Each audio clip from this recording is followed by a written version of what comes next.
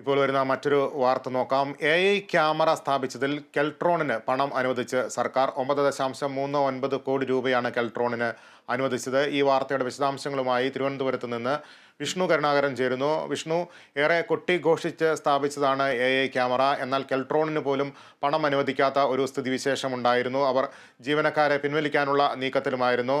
ഇപ്പോൾ സർക്കാർ പണം അനുവദിച്ചിരിക്കുന്നു. എന്താണ് ഇപ്പോഴുള്ള ഒരു സാഹചര്യം?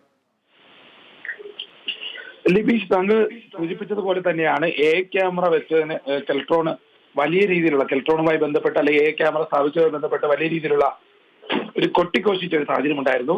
പക്ഷേ പിന്നീട് കെൽട്രോണിന് കൃത്യമായി പണം നൽകാൻ സാധിച്ചിരുന്നില്ല.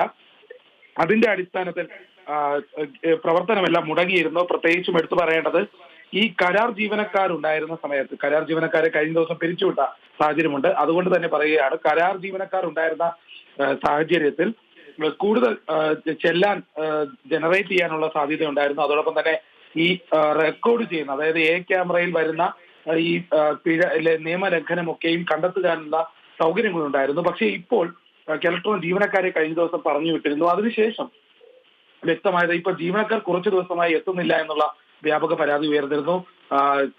ഉദ്യോഗസ്ഥർ മാത്രമാണ്, മോട്ടോർ വകുപ്പ് ഉദ്യോഗസ്ഥർ മാത്രമാണ് ഈ കാര്യവുമായി മുന്നോട്ട് ക്യാമറയുമായി ബന്ധപ്പെട്ട പ്രവർത്തനങ്ങൾ ഏർപ്പെട്ടിരുന്നത്. അതുകൊണ്ട് തന്നെ കൃത്യമായി ചെല്ലാൻ പുറപ്പെടുവിക്കാനുള്ള സൗകര്യങ്ങളില്ലായിരുന്നു. മാത്രമല്ല 11 കോടി രൂപയുടെ കുടിശ്ശികയാണ് സർക്കാർ കെൽട്രോണിന് നൽകാനുള്ളത്. അതിന്റെ അടിസ്ഥാനത്തിൽ നോക്കുകയാണെങ്കിൽ ഇപ്പോൾ 9.39 കോടി രൂപ സർക്കാർ അനുവദിച്ചു. സർക്കാരിന് ഇതുമായി ബന്ധപ്പെട്ട് നോട്ടീസ് നൽകിയിരുന്നു. അതിൽ മറുപടി കിട്ടിയിട്ടില്ല എന്നുള്ളൊരു ആക്ഷേപം ഉയർന്നിരുന്നു.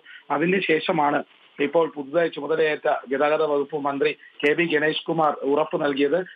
ഗഡു നൽകും, പണം നൽകും, സാഹചര്യങ്ങൾ പരിശോധിക്കും, എന്തുകൊണ്ട് പണം നൽകുന്നില്ല എന്നതുള്ള അടക്കമുള്ള കാര്യങ്ങൾ അന്വേഷിക്കുമെന്ന് അദ്ദേഹം കഴിഞ്ഞ ദിവസം പറഞ്ഞിരുന്നു. ഇതിന് പിന്നാലെയാണ് സർക്കാർ ഇപ്പോൾ ഈ 9.39 കോടി രൂപ അനുവദിച്ചത്. ഈ ഒരു ഉത്തരവ് വന്നതോടെ തന്നെ ഇനി മാറ്റങ്ങൾ ഉണ്ടാകാനാണ് സാധ്യത. ക്യാമറയിൽ ട്രാഫിക് നിയമ ലംഘനങ്ങൾ റെക്കോർഡ് ചെയ്യുന്നത് ഇനി തുടരാൻ സാധ്യതയുണ്ട്. ക്യാമറ സ്ഥാപിക്കുന്നതും അത് പരിപാലിപ്പിക്കുന്ന കാര്യങ്ങളും ഒക്കെ സർക്കാർ ഏൽപ്പിച്ചത് കെൽട്രോണിനെ ആയിരുന്നു. പക്ഷേ കുടിശ്ശിക പണം ലഭിക്കുന്നതോടെ ഇനി ആ ഒരു തടസ്സങ്ങൾ നീങ്ങിക്കിട്ടുമെന്നാണ് പ്രതീക്ഷിക്കുന്നത്. ഏതായാലും ഇനി കൂടുതൽ ചെല്ലാൻ പുറപ്പെടുവിക്കും.